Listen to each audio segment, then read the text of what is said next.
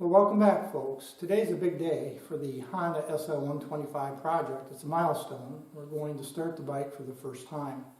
I've not run the bike yet, so you'll get to see me record the process and you'll get to experience it along with me. To prepare for this, I did check the engine oil, charge the battery, make sure I've got spark. I have the auxiliary fuel tank here set up to the side and connected to the carburetor. I've not charged the fuel system yet. I'll be doing that here in a few minutes to get ready for this. I also placed a absorbent pad, what some people call a diaper, underneath the carburetor in the event I do have a carburetor leaks, which is not unusual on a fresh rebuild like this. That's one of the two things I'm concerned about. Leaking fuel typically is not unusual, and exhaust leaks. And I almost always deal with one or both of those on a fresh rebuild. It's just something you've got to work through. Speaking of the exhaust system, I did run into a little bit of a challenge there. I have been concerned all along about an interference between the Kickstarter and the exhaust system. I think I even referenced that earlier in a previous video. And I was kicking it through manually the other day with my hand, and I noticed that I do have an interference between the Kickstarter and exhaust system to the extent that I scratched the paint a little bit on the exhaust system, which I can fix, so I'm not too concerned about that. The bigger concern really is the fact that the Kickstarter itself is giving me some grief. So in a moment here I'll reposition the camera and I'll share with you what I'm talking about in terms of the Kickstarter before we go ahead and get things going here. My intention here is not certainly to ride the bike today. In fact, it's not even going to come off the stand. And frankly, I'll be happy and satisfied, consider this a success, if I can just get the bike to start and run for a few moments. I'll consider that successful, because that means fundamentally the bike is solid and is very likely ready to go.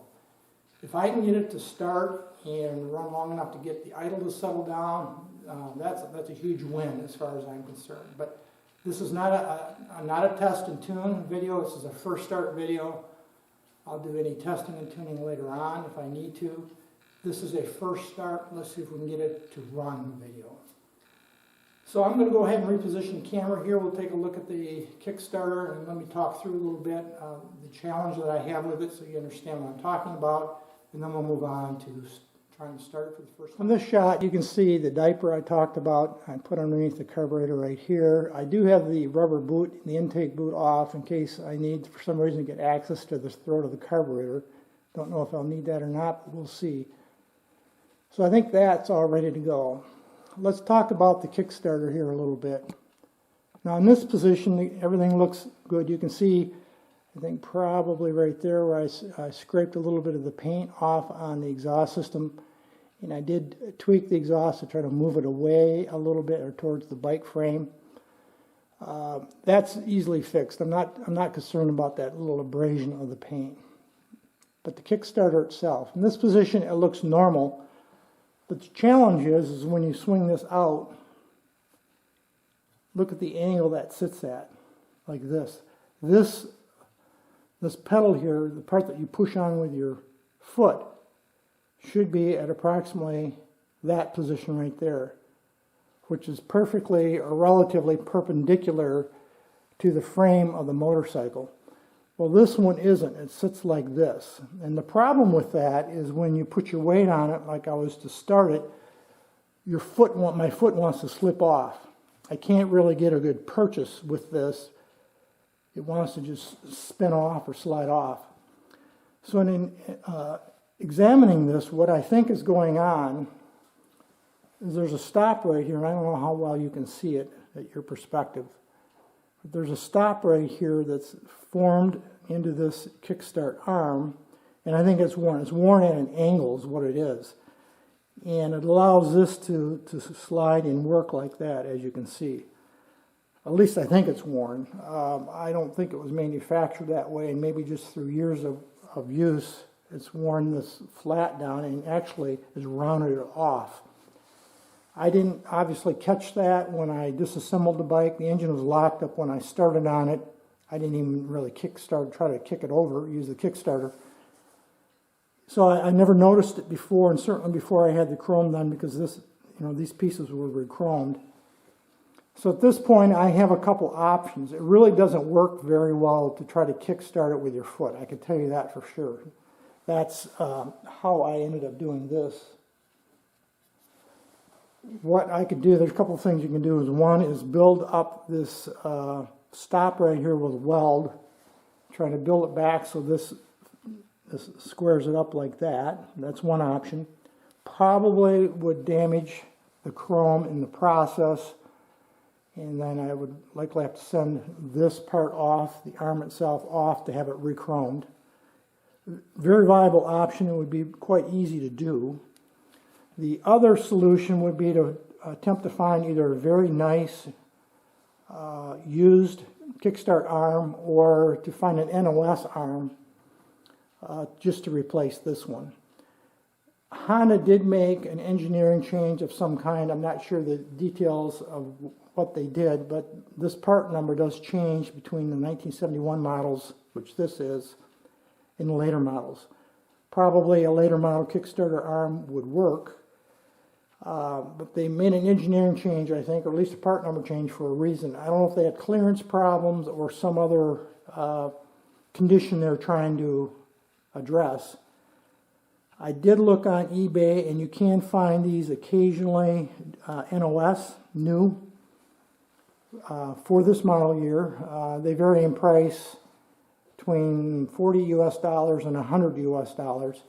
It would probably cost me to have this re-chromed, and I'm just guessing right now, $50 US. So it might be as cheap or even cheaper to buy an NOS one if it's in good shape and not all rusty and banged up from being kicked around for the last 50 years than trying to get that one re-chromed. I haven't settled on a solution for this yet in terms of long-term what I'm going to do. I'm going to work with what I have right now and then work out a solution over the coming weeks.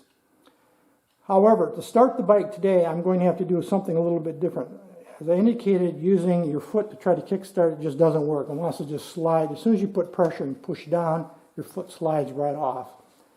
So what I'm going to attempt to do is start it by hand, and that is using my hand to push this through. Now, I haven't done that yet, and I know on smaller bikes I've used that technique for years. 50s and 60s cc bikes, very common for me to get them up on my stand and start them by just pushing them through with my hand.